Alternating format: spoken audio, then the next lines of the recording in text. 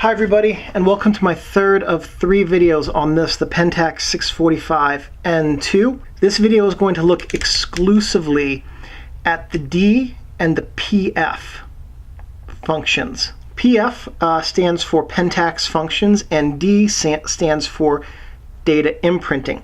We're going to take a look at the Pentax functions first, and then the data imprinting at the very end. So to get into the Pentax functions, you just set this dial to PF, and you'll notice when here it is just in the way that it's going to appear normally when you're shooting. So when we go into PF now, it gives you the word boob or bow, I don't know what that actually says, it's upside down. And then F0. F is the function number, and you can see by scrolling up and down here, you can scroll through the functions, and there's 10 functions, 0 through 9. So let's go through each of these in order, 0 through 9 ascending, and we'll talk about what they all do.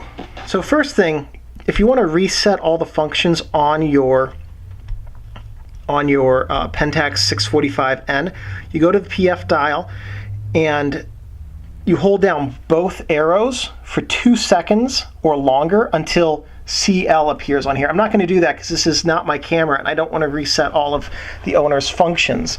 But to reset the functions, you just hold these arrow buttons down for 2 seconds and then it will reset. So here we are. This is function 0. Now, we can see we're going to hit the AEL button to scroll through the different options.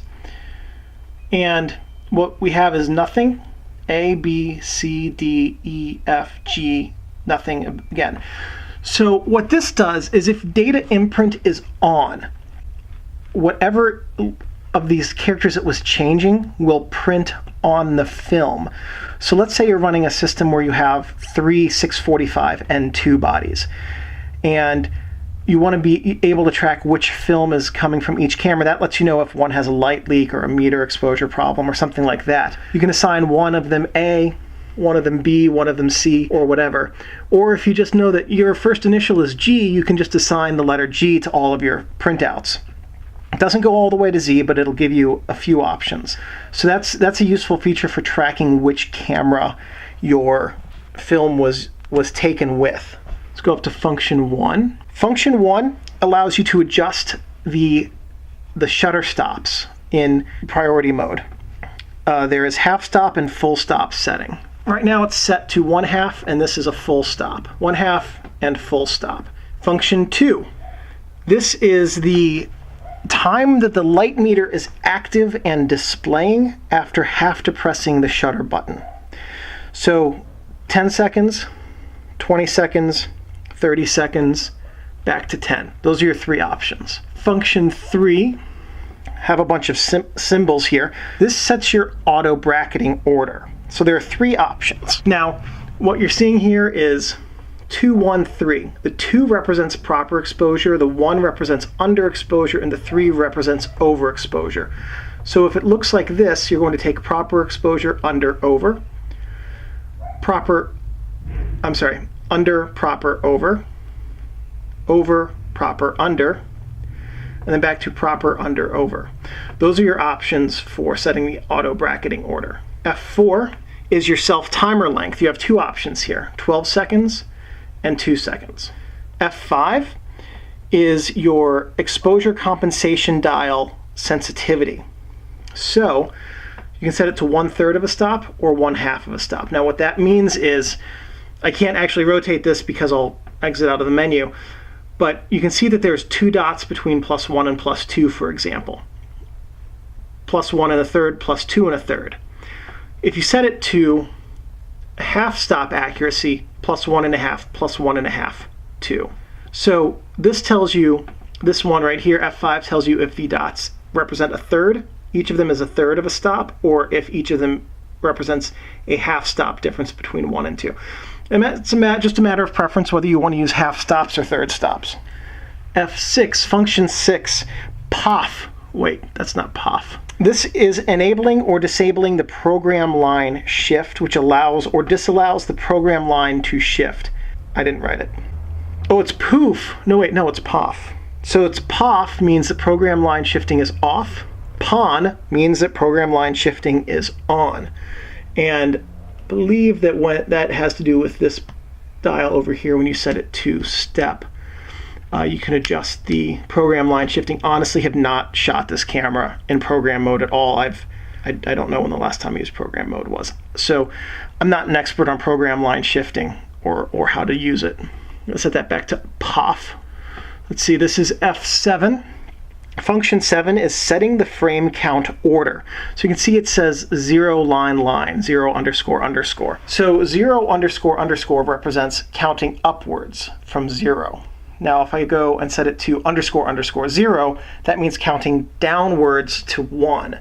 So this symbol goes 1 through 16, this symbol goes 16 through 1. Function 8, enable or disable the viewfinder's display for numbers of films and frames. So these are COF and CON.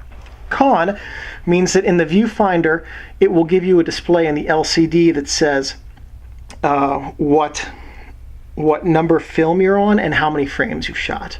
With COF, it's going to not display that. Function 9, set the number of frames per roll. This is a bit odd. So with 120, you can set 16 or 15. With this, you can only set it before you take your first exposure or after you take your last exposure. So let's get out of this really quickly. We'll come back here in just a minute. So when we were in function 9 before, it was set on 16 and we couldn't change that. Now we can change it to 15. So 15 means that for 120, it's going to take 15 exposures. 16 is for 16 exposures on 120. With 220, it will take 33 exposures on 16 or 32 on 15.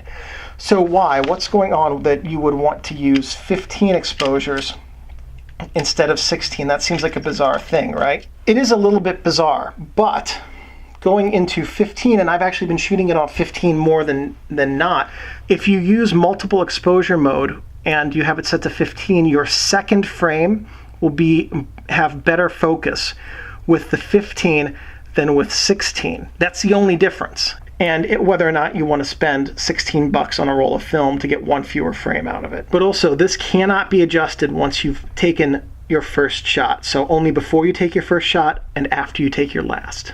And then we're back to the beginning. So let's go to the D button here. D has two functions, on, and it's different with this than PF. You use the arrows to control it with this one. Off and on, and you just cycle through it up and down. So basically, the arrows act as a toggle. D, this is not going to display imprint data, or it is when it's on. You can change this at any time.